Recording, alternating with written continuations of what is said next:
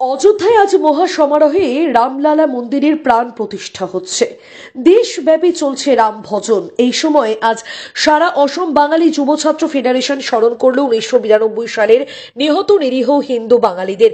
লঙ্কা শহরের নগাঁও রোডে নেতাজি মূর্তির সামনে সংগঠনের কর্মকর্তারা নিহত হিন্দু বাঙালিদের শ্রদ্ধাঞ্জলি নিবেদন করে তাদের স্মরণ করেছে।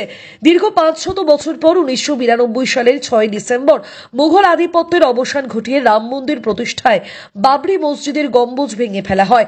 প্রতিক্রিয়ায় টার্গেট করা হয়েছিল হিন্দু বাঙালিদের। হোজাই জেলার ডবকা, হাইলাকান্দি, করিমগঞ্জ সহ আসামের বিভিন্ন জেলায় সেদিন হত্যা করা হয় নিরীহ হিন্দু বাঙালিদের। আজ এই শ্রদ্ধাঞ্জলি অনুষ্ঠানে উপস্থিত ছিলেন সারা অসম বাঙালি যুব ছাত্র ফেডারেশনের সভাপতি দীপক দে সহ অন্যান্য কর্মকর্তারা। দীপক দে এদিন বলেন, যাদের রক্তের বিনিময়ে আজ অযোধ্যার মহাসমারোহে ঐতিহাসিক রামলালা মন্দিরের প্রাণ প্রতিষ্ঠা হচ্ছে, তাদের স্মরণ করতে আমরা ভুলে গেছি। আজ পর্যন্ত সেই নিহতদের পরিবারের লোকজন সুবিচার পাননি। এমনকি নিরীহদের হত্যাকাণ্ডে জড়িতদের অনুসন্ধানে যে পাঠক কমিশন গঠন করা হয়েছিল তার কোনো রিপোর্ট আজ পর্যন্ত প্রকাশ করা হয়নি। তিনি অতি সত্বর সেই পাঠক কমিশনের রিপোর্ট জনগণের সামনে প্রকাশ করতে বর্তমান আসাম সরকারের কাছে দাবি জানান। আজকে এটি পবিত্র দিন, রাম মন্দির প্রতিষ্ঠা হচ্ছে। এই শুভ মুহূর্তে আসামবাসী তথা ভারতবাসীকে সারা আসাম বাঙালি যুব ছাত্র ফেডারেশনের তরফ থেকে অভিনন্দন এবং শুভেচ্ছা জানাচ্ছি। কিন্তু হয়তো আমরা আসামের হিন্দু সমাজ বা বাঙালি সমাজ ভুলে গেছি যে 1992 সালের 6 ডিসেম্বরের পর আজকে বর্তমানে উজাই জেলার সাথে আসামের বিভিন্ন প্রান্তে একপক্ষীয়ভাবে হিন্দু নিধনযজ্ঞ করা হয়েছিল এবং এই হিন্দু নিধনযজ্ঞে টার্গেট ছিল শুধুমাত্র হিন্দু বাঙালিরা।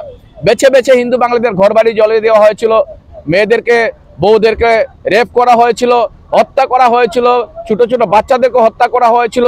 দুর্ভাগ্যের ব্যাপার যে এই ঘটনা নিয়ে যেভাবে প্রতিবাদ হওয়া দরকার ছিল, যেভাবে বিভিন্ন রাজনৈতিক দল সরকার এগিয়ে আসা দরকার ছিল, সেভাবে আমরা এগিয়ে আসা পরিলক্ষিত হয়নি।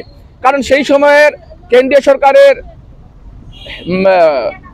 প্রত্যক্ষ কারণে আসাম সরকার সেই সময় পাঠক কমিশন গঠন করেছিল এবং পাঠক কমিশন তদন্ত করে যে রিপোর্ট তৈরি করেছিল যে কোন কোন রাজনৈতিক নেতা সেই সময় জড়িত ছিল এই বাঙালি হত্যার পিছনে, কোন কোন সংগঠন, কোন কোন ব্যক্তিরা জড়িত ছিল এই বাঙালি হত্যার পিছনে, আজ অব্দি আসামের হিন্দু বাঙালি সমাজ বা হিন্দু সমাজ আজ অব্দি সেই ব্যাপারটি জানতে পারেনি।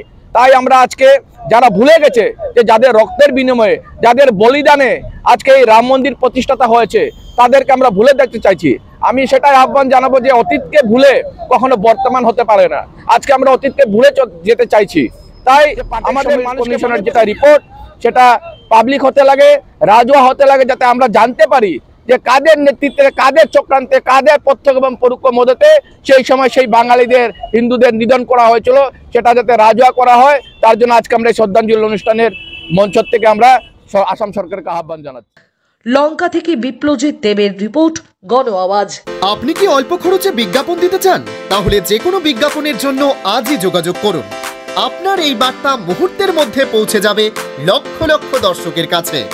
আমাদের সাথে যোগাযোগের জন্য এক্ষুনি ফোন করুন 9365329391 অথবা 6001590453 এই নম্বরে।